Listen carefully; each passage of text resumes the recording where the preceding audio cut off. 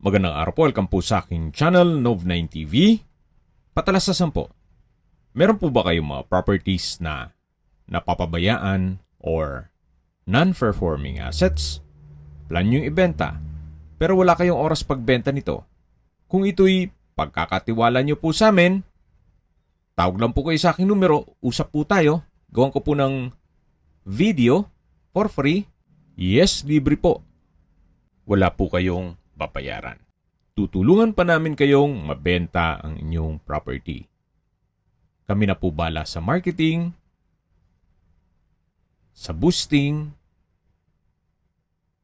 pati po sa paid advertisements, even sa tripping. Hindi na po kayo mapapagod sa pag-entertain ng mga buyers. Kami na po bala sa lahat.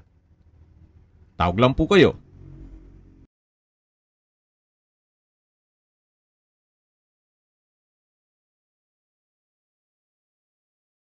Nandito po tayo ngayon sa Barangay Bunga, Bulan, Sorsogon, kung saan meron po tayong bagong video presentation.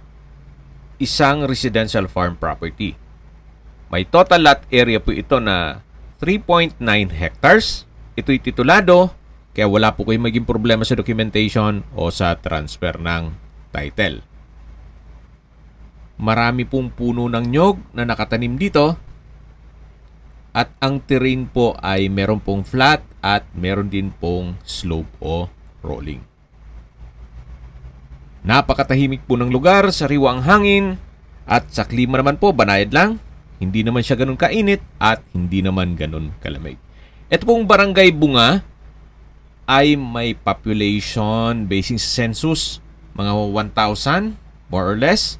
At ang estimated elevation above sea level ay 20 feet. Kaya kung hanap nyo po isang sobrang tahimik na lugar at malayo po sa syudad, ito na po yung hinahanap nyo. At ang kagandahan pa dito, ito po'y income generating. Tungkol po sa kinikita naman, every harvest ng mga nyog, siguro pag-usapan nyo na lang ni owner. Wala po siyang nabanggit sa akin. At habang naglilibot po tayo, pag-usapan natin ang distance, location at travel time. Mula po sa bayan ng Bunga, ang distance is 13.9 kilometers at ang travel time is 22 minutes. Kumpleto na po doon gaya ng public market, groceries, convenience store, remittance center, fast food, restaurants, may fish port at Sorsogon State University. Nandun din po ang Pawa Hospital. At yan po yung lagi kong binabagit sa inyo na dapat nyo i-consider sa paghanap ng property ay yung meron pong malapit na hospital. Hindi ko naman po sinasabing sakitin kayo. Yan naman po for emergency purpose lang naman. At mula naman po sa Legazpi City, ang distance is 16.1 kilometers at ang travel time is 2 hours and 18 minutes. Mula naman po sa Bicol International Airport, ang distance is 112 kilometers at ang travel time is 2 hours and 12 minutes. Mula naman po sa Matnog Port, ang distance is 27 kilometers at ang travel time is 39 minutes. Mula naman po sa Manila, ang distance is 578 kilometers at ang travel time is 13 hours and 40 minutes. Nandito po tayo sa mataas na parte ng lupa na kung saan punong-puno pa rin po ng puno ng nyog. Yan po yung tinutukoy ko na slope ang terrain at malapit din po ito sa Barangay Road. Okay, sa presyo na po tayo. Binibenta po ito ni owner sa halagang 9.5 million pesos. Kung may mga katanungan po kayo, tawag lang po kayo sa aking numero. At sa mga kababayan naman natin nasa ibang bansa, meron po akong WhatsApp, Viber, Telegram at Signal.